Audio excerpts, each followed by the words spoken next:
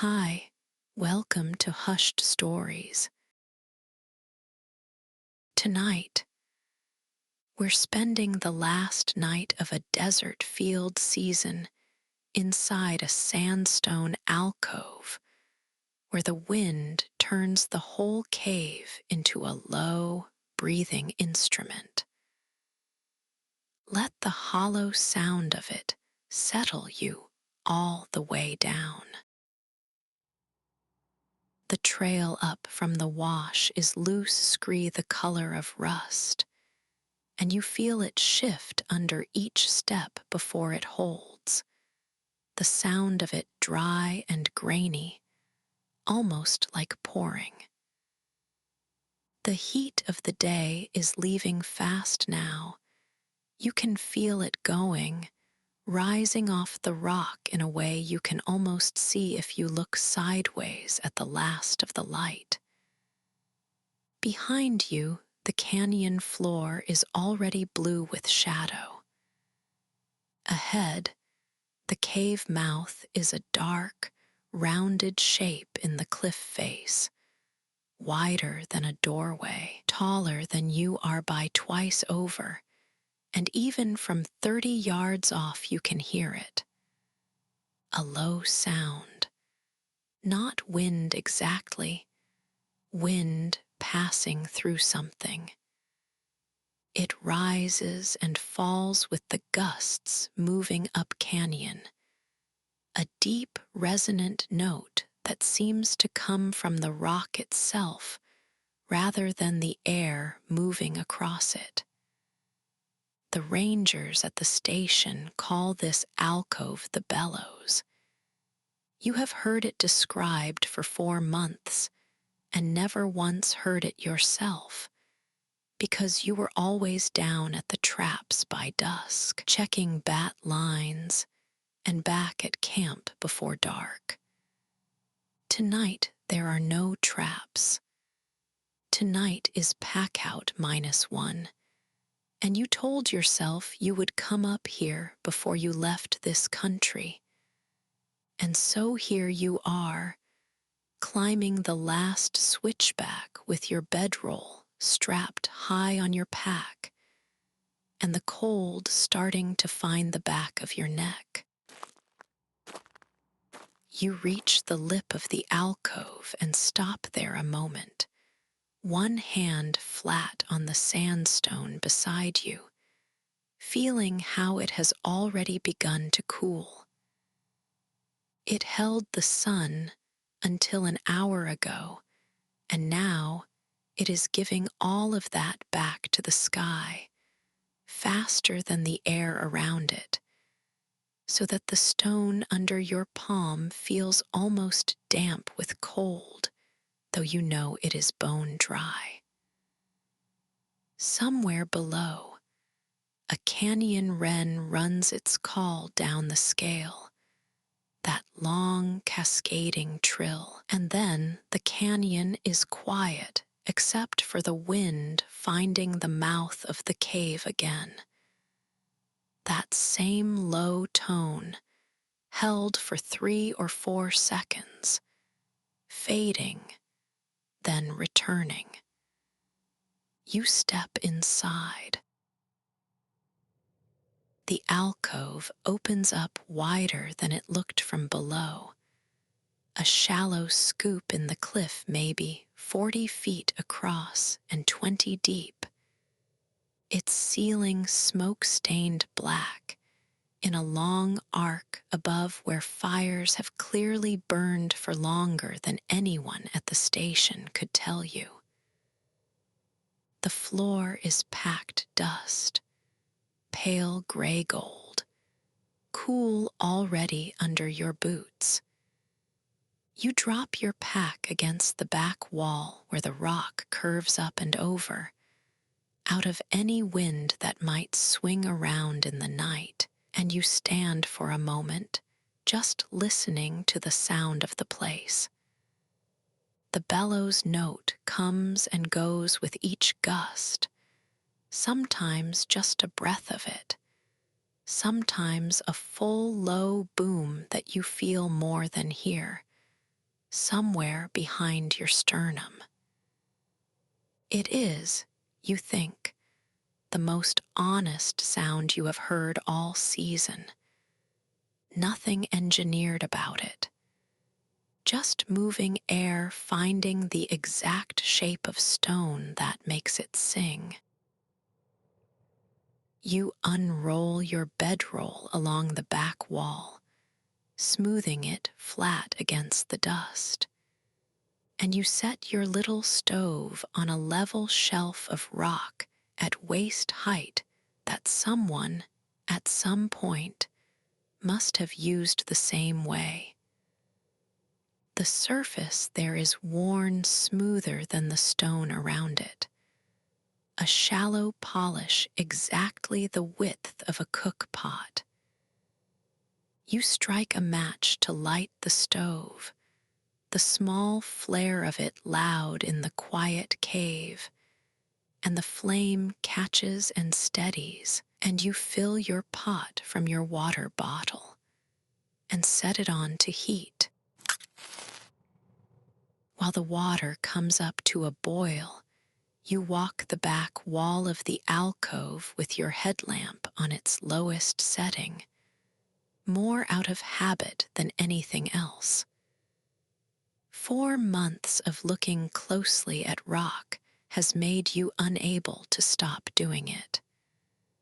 About halfway along, at shoulder height, you find a shallow oval depression worn into the stone, smooth as a bowl, cool and slightly damp feeling under your fingers, even though the rock everywhere else is dry. A grinding stone, not carved out on purpose, but worn there over what must have been centuries. Hundreds of years of someone kneeling at this same spot with a hand stone and a basket of seed, working the same 6 inches of sandstone until it gave way and became this smooth, cupped hollow. You rest 2 fingers in it. It is exactly the width of a human hand, worn there by hands that were not yours, in a country that has clearly been lived in far longer than the 4 months you have spent studying it. The water reaches a boil behind you, and you turn back to it, crouching at the stove, watching the small, violent rolling of it in the pot before you pull it off the heat and let it settle. You have brought exactly 1 tea bag for tonight, saved on purpose from the bottom of your food bag, and you drop it in and watch the water start to darken around it. A slow bloom of color spreading out from the bag in threads before the whole pot goes the deep amber brown of strong black tea. Steam comes off it in a thin column that the cave air pulls sideways and scatters before it rises more than a foot. You leave it to steep and go back to walking the wall, because there is more here than the grinding stone. You can feel it, and 4 months of fieldwork has taught you to trust that feeling. Near the north corner, low, almost at floor level, there is a narrow crack in the rock where the alcove wall meets the ceiling, no wider than your hand, and cold air moves out of it steadily.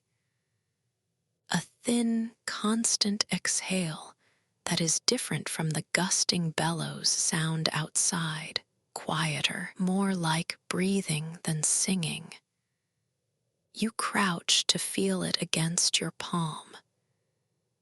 It is colder than the rest of the cave by a clear margin, colder than the night air even, coming up from somewhere deep in the rock that the sun has never once reached. Past that, tucked into a natural shelf where the wall steps back into shadow, your headlamp catches the edge of something that is not stone. A tin. Old, the paint mostly gone from it, sitting upright on the shelf like it was placed there and not simply left. You lift it down. It is lighter than you expect, and when you work the lid free, it comes with a small, resistant pop, releasing a smell of cedar and dust, and something faintly sweet underneath, like dried fruit long gone to leather. Inside, folded with more care than you would have guessed, is a heavy wool blanket, deep red going toward brown with age, and beneath it a small paper packet of dried apricots gone dark and chewy, and a folded note in pencil, the handwriting rounded and old-fashioned. For whoever needs it. The wind sings better than any radio. Leave it as you found it. No name, no date you can make out, just that. You sit back on your heels, holding the blanket across your knees, running your thumb over a place where it has been darned once, small, careful stitches in a slightly different red. Someone left this here on purpose for exactly this. For someone climbing up tired and cold at the end of something, needing one more warm thing between themselves and the rock. You did not know this was here. You could not have known. And yet here it is, exactly when you needed it, in a cave, 40 miles from the nearest paved road. You carry the tin and the blanket back to your bedroll and set them down beside your pack. The tea has gone from too hot to just right, and you pour it out into your cup, the sound of it thin and bright against the low, constant note of the wind outside.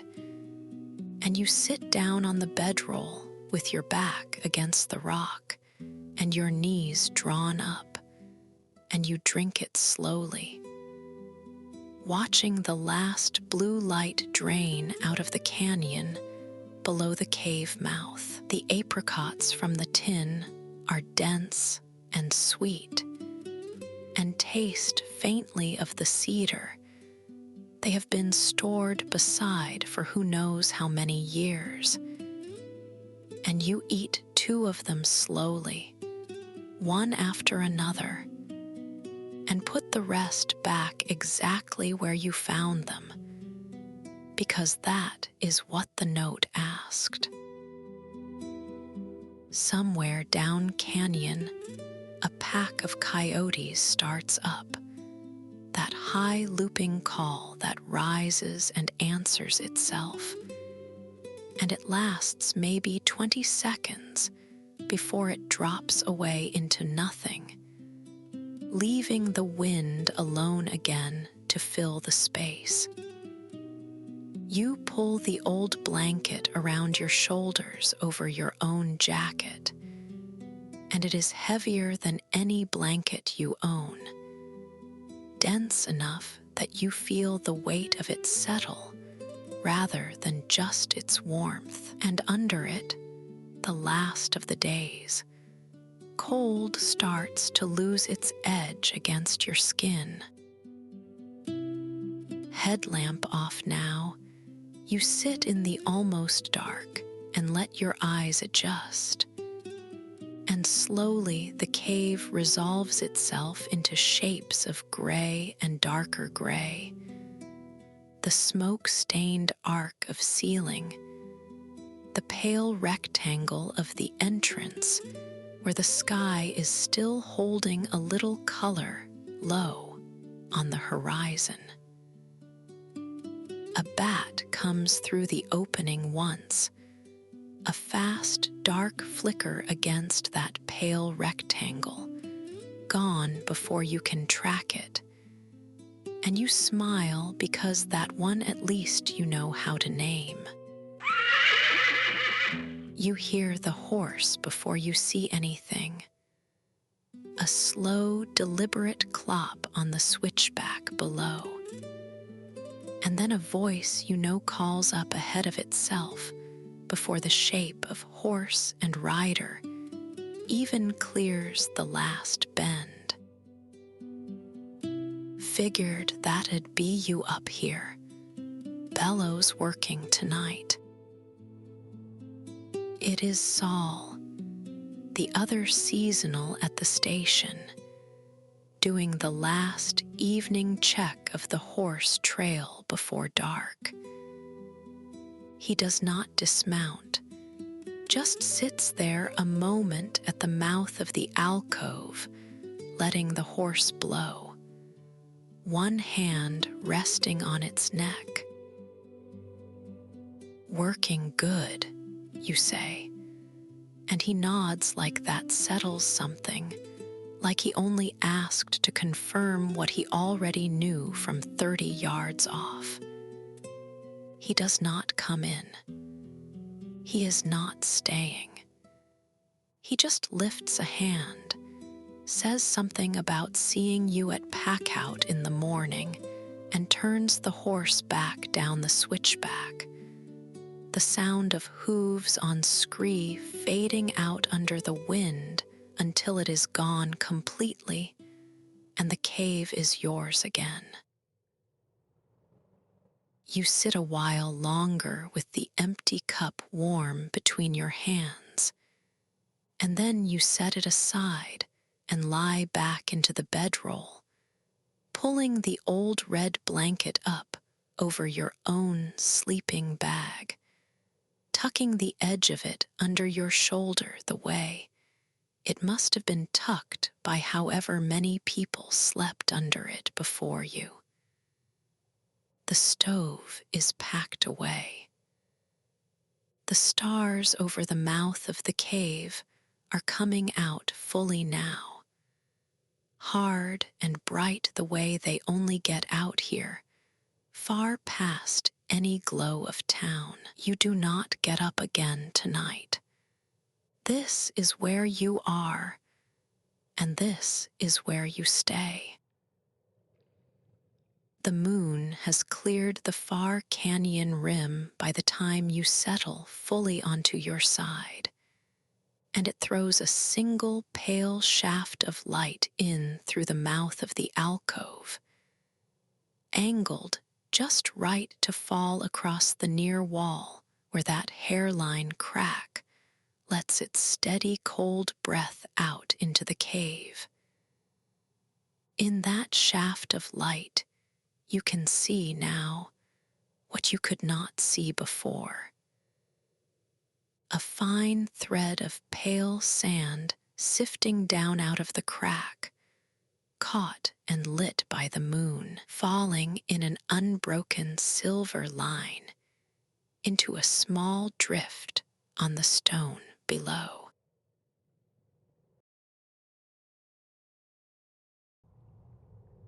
The sand comes down in a single steady thread, catching the moonlight the moment it leaves the crack and losing it again the moment it lands. Over and over, the same fall, the same small silent landing in the pale drift below, and then the next grain behind it doing exactly the same thing.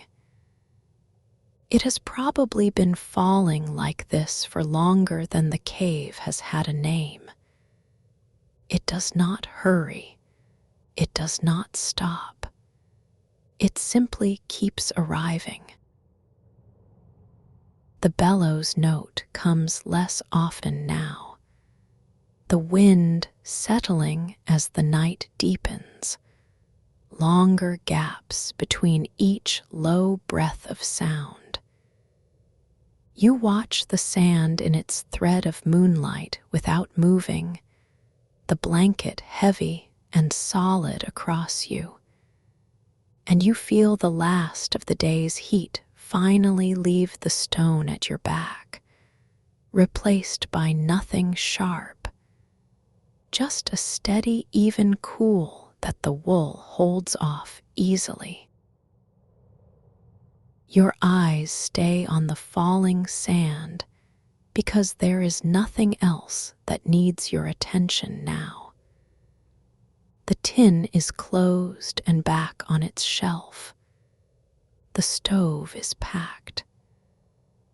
The horse and its rider are long gone down the switchback, and the cave has settled into whatever it does at night when no one is awake to see it.